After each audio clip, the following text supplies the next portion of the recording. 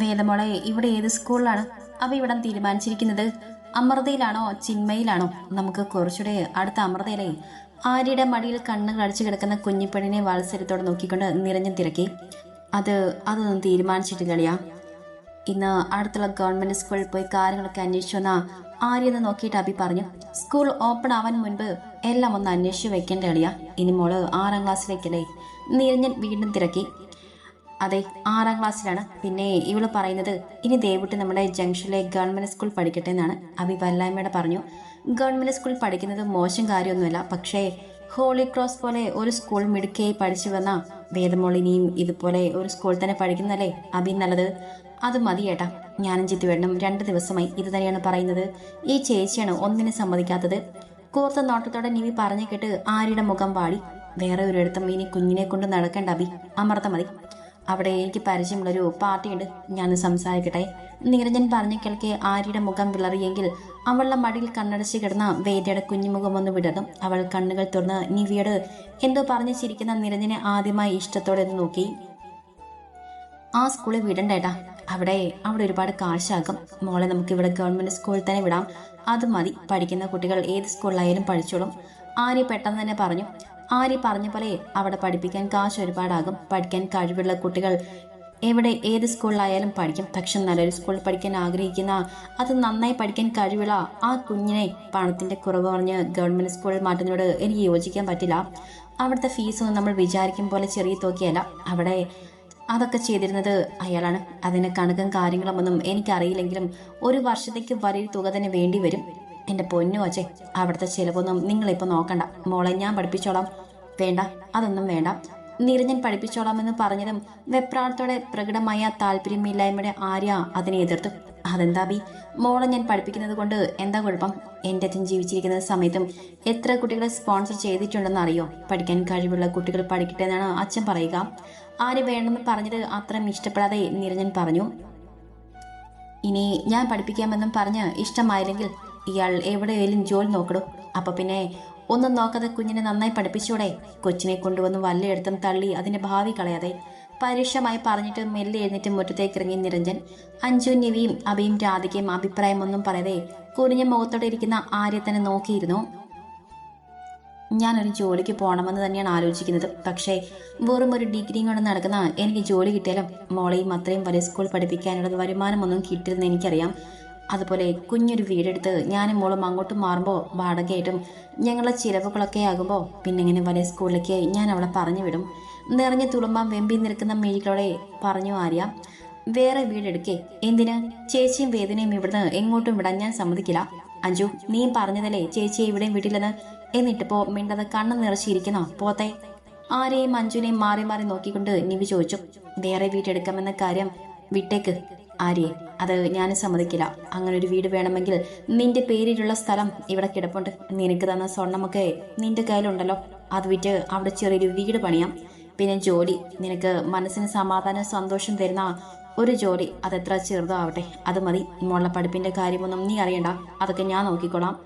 ആരുടെ എല്ലാവരിൽ നിന്നുള്ള ഒഴിഞ്ഞുമാറ്റം മനസ്സിലായതുപോലെ അബി പറഞ്ഞു.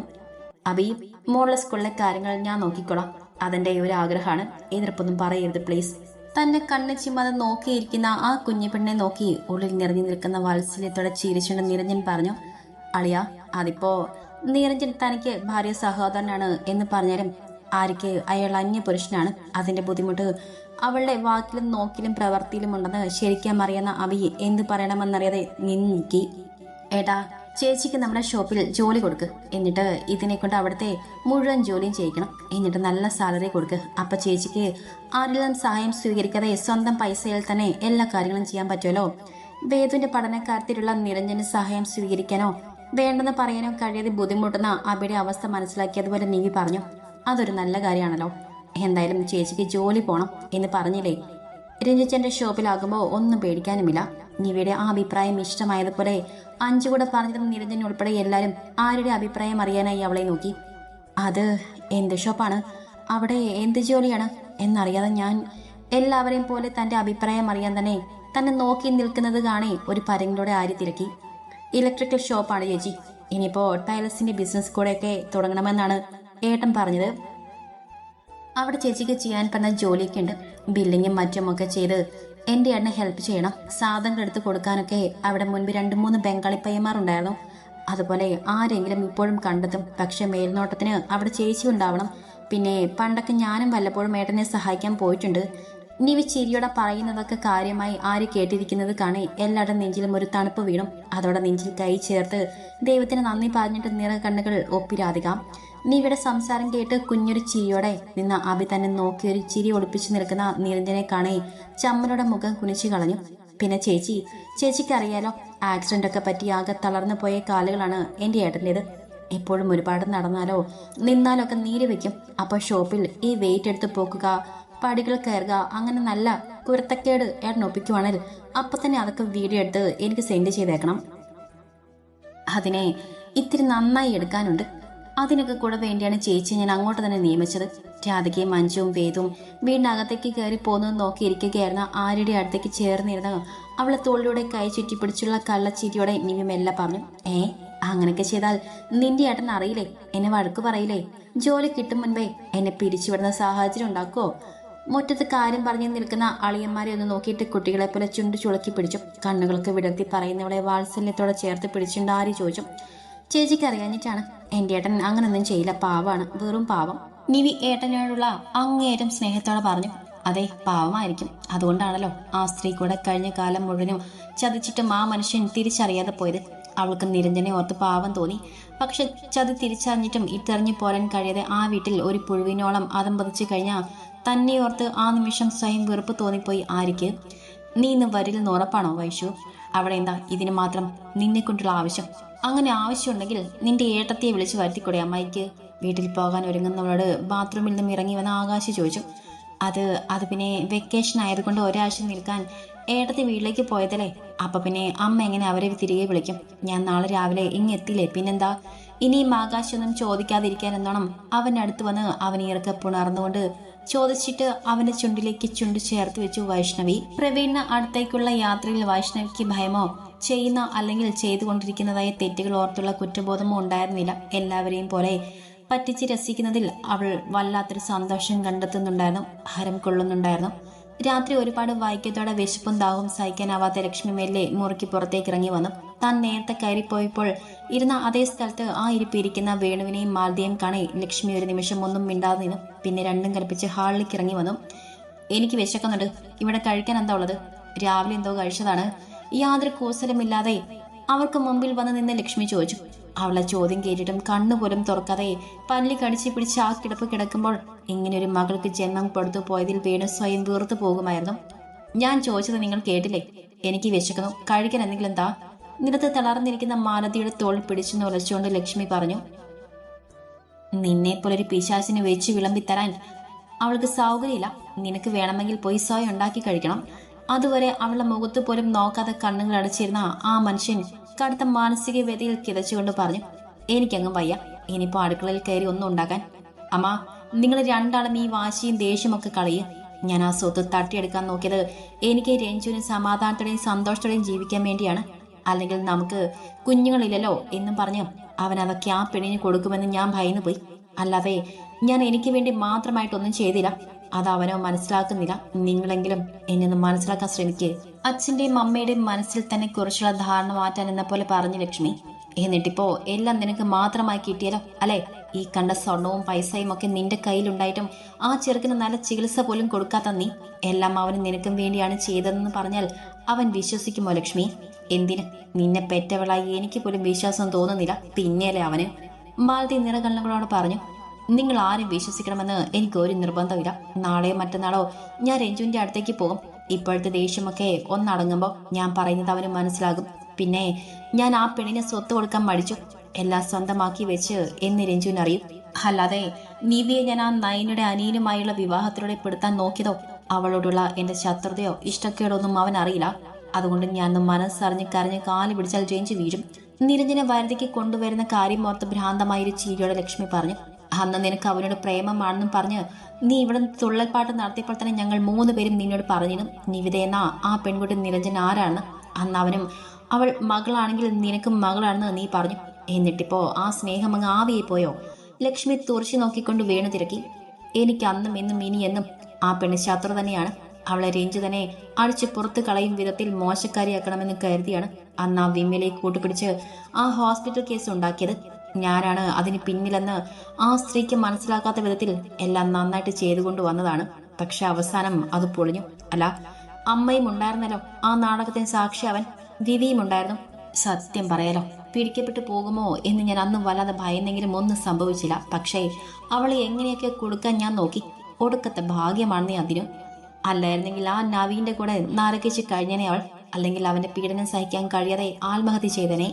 അന്ന് ആ മനു കൈ ഒഴിയുമ്പോൾ അത് താങ്ങാനാവാതെ അവളങ്ങ് സ്വയം അവസാനിക്കും, അല്ലെങ്കിൽ ഭ്രാന്ത് പിടിക്കും എന്നൊക്കെയാണ് ഞാൻ കരുതിയത്. പക്ഷെ ഒന്നും ഉണ്ടായില്ല. എന്ന് വെച്ച് അവൾക്ക് ഇപ്പോഴുള്ള സന്തോഷമൊന്നും കണക്കാക്കണ്ട. അവളെ ഞാൻ സന്തോഷത്തോടെ ജീവിക്കാൻ വിടില്ല.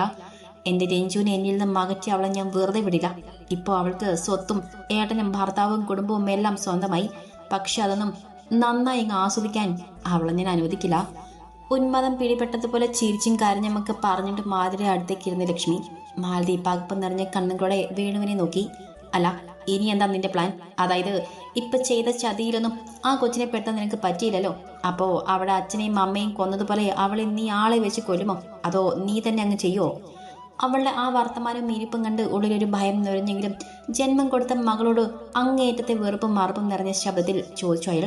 വേണുവിന്റെ ആ ചോദ്യത്തിൽ ഞെട്ടി പകച്ചു പിടഞ്ഞെഴുന്നിട്ട് ലക്ഷ്മി അയാളുടെ ഇടങ്കാൽ കൊണ്ടുള്ള ശക്തമായ ചവിട്ടേറ്റ് തെറിച്ച് ചുമലിൽ ചെന്ന് ഇടിച്ചു വീണു. അയാളുടെ ഓർക്കാപ്പുറത്തുള്ള ആ പ്രവൃത്തിയിൽ മാതി അലറി വിളിച്ചു പോയി. എങ്കിൽ അതികഠിനമായ നട്ടലു വേദനയിൽ ഒരു പുഴുവിനെ പോലെ പൊളഞ്ഞു ലക്ഷ്മി. വാതിലെ ശക്തമായി തട്ടലും എന്തൊക്കെയോ ഒച്ചയും കേട്ടാണ് വൈഷ്ണവി കണ്ണുകൾ തുറന്നത്. എന്താ എന്താ പ്രവി, എന്താ ഈ ബഹളം? ആരാ വാതിൽ മുട്ടുന്നത്? ഈശ്വര, ഇതിപ്പോ ഈ നേരത്തെ ആരാകും? എന്തെങ്കിലും പ്രശ്നമുണ്ടോ? എനിക്ക് പേടിയാവുന്നു. പാതിരാത്രിയിലുള്ള ഈ ബഹളമൊക്കെ കേട്ട് ഉണർന്ന് എന്ത് ചെയ്യണമെന്നറിയാതെ ആലോചനയോടെ ഇരിക്കുന്നവരോട് നേർത്ത് വിറയിലോടെ പറഞ്ഞു വൈഷ്ണവി.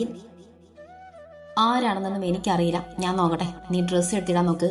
നഗ്നമായ അവളെ ഉടലിലേക്ക് നോക്കവേ ഉള്ളിൽ വല്ലാത്തൊരു ആസക്തി തോന്നിയെങ്കിലും പുറത്തെ ബഹളം കേൾക്കെ അത് നിയന്ത്രിച്ച് നിലത്ത് കിടന്ന ട്രാക്ക് പാൻറ് എടുത്തിട്ടുകൊണ്ട് പ്രവീൺ അവളോട് പറയുമ്പോൾ പ്രശ്നമാണെന്ന് അവന്റെ മനസ്സ് പറഞ്ഞുകൊണ്ടിരുന്നു.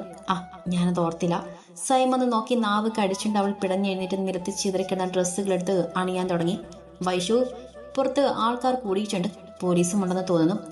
ജനല അല്പം തുറന്നു നോക്കിയിട്ട് പ്രവീൺ പറയെ തലമുടി വാരി ഉയർത്തി ക്ലിപ്പിട്ടുകൊണ്ട് നിന്ന വൈഷ്ണവി ഞെട്ടലോടെ മുഖമുയർത്തി അവനെ നോക്കി. ഇനിയിപ്പോ എന്ത് ചെയ്യും പ്രവി? ഞാൻ ഇനി എന്ത് ചെയ്യും ഈശ്വര? ഒന്നും വേണ്ടായിരുന്നു, വിറയിലോടെ പറഞ്ഞിട്ട് വൈഷ്ണവി അവനെ നോക്കി.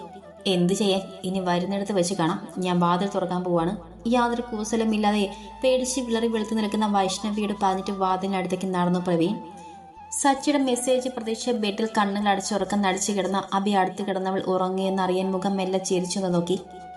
തനിക്ക് നേരെ തിരിഞ്ഞു കിടന്ന് കൂപ്പി കൈക്ക് മുകളിൽ കവൾ ചേർത്ത് വെച്ച് ഉറങ്ങുന്നവളുടെ മുഖത്തേക്ക് നോക്കവേ തന്റെ നെഞ്ചിൽ നിറഞ്ഞു നിൽക്കുന്ന പ്രണയത്തിനപ്പുറം വാത്സല്യവും ഉറവെടുക്കുന്നത് അറിയെ നേർത്തൊരു ചിരിയുടെ അഭി മെല്ലെ എഴുന്നേറ്റിരുന്നു. എന്റെ കുഞ്ഞി, നിന്റെ ഉറക്കം കളയാൻ തുടങ്ങിയല്ലോ വേണേ. നീവിടെ ഉച്ചിയിൽ കുടുംബ കെട്ടി വെച്ചിരിക്കുന്ന തലമുടിയിൽ ചിലത് അവളുടെ മുഖത്തും പില്ലോയിലും ചിതറിക്കിടക്കുന്നത് കാണേ കുറുമ്പടെ ആ തലമുടി കെട്ടിവെച്ചിരുന്ന ക്ലിപ്പ് അഴിച്ചു വിട്ടുകൊണ്ട് കുഞ്ഞൊരു ചിരിയുടെ അഭി പറഞ്ഞു. എന്റെ പെണ്ണേ, വല്ലാത്തൊരു ഇഷ്ടത്തോടെ അടക്കിയ ശബ്ദത്തിൽ വിളിച്ചുകൊണ്ടവൻ അവളെ നെറ്റിയിൽ ചുംബിക്കാൻ തുനിഞ്ഞ നിമിഷം ടേബിളിരുന്ന് ഫോണിൽ വന്ന മെസ്സേജ് നോട്ടിഫിക്കേഷൻ ശബ്ദം കേൾക്കെ പെട്ടെന്ന് കൈ എത്തിച്ചെടുത്ത് നോക്കിയവൻ. അതിലെ മെസ്സേജ് വായിച്ചതും അബിയുടെ ചുണ്ടിൽ മനോഹരമായൊരു ചിരി വീഴുന്നു. വർഷങ്ങളായി കാത്തിരുന്ന നിമിഷം കൈവന്ന നിർവൃതിയിൽ സന്തോഷത്തോടെ അവൻ വേഗത്തിൽ എഴുന്നേറ്റ് വേഷം മാറാൻ തുടങ്ങി. ജിത്വേട്ടാ, നീവിടെ ആ വിളി കേൾക്കെ വെപ്രാളത്തോടെ ടീഷർട്ട് വലിച്ചിടുകയായിരുന്നു. അബി ഞെട്ടിത്തിരിഞ്ഞു നോക്കി. കണ്ണുകൾ അടച്ചു തന്നെ കിടന്നുകൊണ്ട് താൻ കിടന്ന ഭാഗത്ത് തപ്പി നോക്കുന്നവളെ ആ മങ്ങിയിരുട്ടിലും അവൻ വ്യക്തമായി കണ്ടു. ഞാൻ ഇവിടെ തന്നെ ഉണ്ടല്ലോ, ഉറങ്ങിക്കോ. പെട്ടെന്ന് വന്ന് ബെഡിന്റെ ഓരത്തിരുന്നുകൊണ്ട് ആ കയ്യിൽ മെല്ലെ തട്ടിക്കൊണ്ട് പറഞ്ഞു അവൻ. നേർത്തൊരു മൂളനോടെ അവന്റെ കൈ പിടിച്ച് കവളിലേക്ക് ചേർത്ത് വെച്ചുകൊണ്ട് അവൾ വീണ്ടും ഗാഠമായ ഉറക്കത്തിലേക്ക് വഴുതി വീണു. ഓ, ഉറങ്ങിയോ ഏട്ടന്റെ കുഞ്ഞി? എന്റെ ദൈവമേ, എങ്ങാനും ഉണർന്നിരുന്നെങ്കിൽ എനിക്ക് മുൻപേ തയ്യാറായി ഇറങ്ങിയനെ. അവളെ ഉണർത്താതെ അവളുടെ കവളിന് അടിയിൽ നിന്ന് കൈ എടുത്ത് മാറ്റി എഴുന്നേൽക്കുമ്പോൾ അഭി പുഞ്ചിരിയോടെ ഓർത്തു. ശരിക്കും അളിയൻ പറഞ്ഞ കുറുമ്പിക്കുഞ്ഞായി വരുന്നുണ്ട് പെണ്ണ്. ജീവിതത്തിൽ സംഭവിച്ച ചില നഷ്ടങ്ങൾക്കും വേദനകൾക്കും മുമ്പിൽ പതർന്നു നിന്നു പോയ നിവിതയിൽ നിന്ന് ഏട്ടന്റെ കുഞ്ഞിൽ നിന്നും ജിത്തുവേട്ടന്റെ പ്രണയിനിയായി പ്രാണനായി മാറുന്നുണ്ട് ഈ കുഞ്ഞിപ്പെണ്ണ്. ഉള്ളിൽ അല്ലതല്ലി ഉയർന്ന പ്രണയ ഉന്മാദത്തോടെ എല്ലാം മറന്ന് അവളെ നോക്കിയ ആ നിമിഷം അബിയുടെ ഫോണിൽ നീ വരുന്നില്ലേ, സമയം പോകുന്നു എന്ന സച്ചിയുടെ മെസ്സേജ് എത്തി. എന്താടാ കോപ്പേ? ഇറങ്ങി വരാൻ ഇത്ര താമസം? എത്ര നേരമായെന്നറിയോ ഇവിടെ ഒന്ന് കാത്തു കിടക്കാൻ തുടങ്ങിയിട്ട്? ശബ്ദമില്ലാതെ വാതിൽ തുറന്ന് പുറത്തേക്ക് ഇറങ്ങിയ ശേഷം പുറത്തുനിന്ന് താക്കോൽ ഉപയോഗിച്ച് വാതിൽ പൊട്ടി ഇറങ്ങി വന്നവനോട് പല്ല് കടിച്ച് ദേഷ്യം മടക്കി പിടിച്ചുകൊണ്ട് സച്ചി തിരക്കി. പെട്ടെന്ന് തന്നെ വരാൻ നോക്കിയതാടാ. അപ്പൊ നിവി ഉണർന്ന പോലെ തോന്നി. ഉറക്കത്തിനിടെ എന്നെ വിളിച്ചു വേണം. ഇടയ്ക്കിത് പതിവാണ്. ഞാൻ മൂളി കൊടുത്താൽ മതി, വീണ്ടും ഉറങ്ങിക്കോളും. അത് ശ്രദ്ധിക്കാതെ ഞാനിങ്ങി പോന്നാൽ അവളെങ്ങാനും ഉണർന്ന് എഴുന്നേറ്റ് നോക്കുമ്പോൾ എന്നെ കണ്ടില്ലെങ്കിൽ ഞാൻ അവിടെ ഇരുന്ന് ബഹളം വെച്ച് ആ വീട്ടിൽ എല്ലാവരെയും അറിയിക്കും. അതുകൊണ്ട് അവൾ നല്ലോണം ഉറങ്ങും വരെ വെയിറ്റ് ചെയ്യേണ്ടി വന്നു. അതിവേഗത്തിൽ ഓട്ടോ ഓടിച്ചു പോകുന്ന സച്ചിക്ക് കേൾക്കാൻ പാകത്തിൽ മുന്നോട്ട് ആഞ്ഞിരുകേണ്ട അഭി പറഞ്ഞു. ഉറങ്ങിയത് നന്നായി, അല്ലെങ്കിൽ തന്നെ അവളെ ആ വൈഷ്ണവിയെ തല്ലണം. അവളെ നീണ്ട മൂക്കിൽ ഒരു ഇടി വെച്ച് കൊടുക്കണം എന്ന് പറഞ്ഞ് ഡെയിലി ഒരു വട്ടമെങ്കിലും എന്നെ വിളിക്കാറുണ്ട് ചാട്ടമ്പി. കുഞ്ഞനുജത്തിയോടെന്ന പോലെ വാത്സല്യം തിങ്ങിപ്പോയ ശബ്ദത്തിൽ സച്ചി പറഞ്ഞു. ഈശ്വര, വൈഷ്ണവിയുടെ മൂക്കി ഇടിക്കുമെന്ന് ശരിക്കും നീ പറഞ്ഞിട്ടുണ്ടോടാ? അഭി ആശങ്കയോടെ തിരക്കി. പിന്നെ പറയാതെ ഞാനെന്തിനു കള്ളം പറയണം? എൻ്റെ ഈ വൈഷ്ണവിയുടെ നീണ്ട മൂക്കിന് പറയാൻ എന്തേലും കഥയുണ്ടോ? പിന്നിലേക്ക് തിരിഞ്ഞു നോക്കി ചോദിച്ചു സച്ചി. അതൊന്നുമില്ല, നീ നേരെ നോക്കി വണ്ടി ഓടിക്കേ. സച്ചിയെ കൊണ്ട് കൂടുതൽ പറയിപ്പിക്കാതെ അഭി കാലിപ്പെട്ടു. ഡോക്ടർ ഒരു 5 മിനിറ്റ് മുൻപ് വിളിച്ചതും നമ്മളോട് വേഗം ചെല്ലാൻ പറഞ്ഞിട്ട്. ജംഗ്ഷനിലേക്ക് വളവ് തിരിയുന്നിടത്ത് ഒതുങ്ങിയ സ്ഥലം നോക്കി ഓട്ടോ ഒതുക്കിക്കൊണ്ട് സച്ചി പറഞ്ഞു. കൃത്യസമയത്ത് തന്നെ നമ്മൾ എത്തിയല്ലോടാ. അവർ ആഗ്രഹിച്ചു വന്ന കാര്യം നല്ല രീതിക്ക് നടക്കട്ടെ. നമ്മളിത്തിരി നേരത്തെ എങ്ങാനും ചെന്നാൽ അവർക്ക് പകുതിക്ക് വെച്ച് എല്ലാം നിർത്തേണ്ടി വരും. അത് വേണ്ട, എല്ലാ വിധത്തിലും രണ്ടിൻ്റെയും അവസാനത്തെ സന്തോഷമാവണമെന്ന് കുറച്ച് മാറി കാണുന്ന ആൾക്കൂട്ടത്തിലേക്ക് നോക്കി പകമൊറ്റ സ്വരത്തിൽ പറഞ്ഞിട്ട് ഓട്ടോയിൽ നിന്നും ഇറങ്ങുമ്പോൾ അബിയുടെ ഉള്ളിൽ ചെയ്യാത്ത തെറ്റിന് പെറ്റമ്മയുടെ സഹോദരിമാരുടെയും മുന്നിൽ വെച്ച് പലരാലും പല അവസരങ്ങളിലും അപമാനത്തിനായി നിൽക്കേണ്ടി വന്ന നിമിഷങ്ങളായിരുന്നു.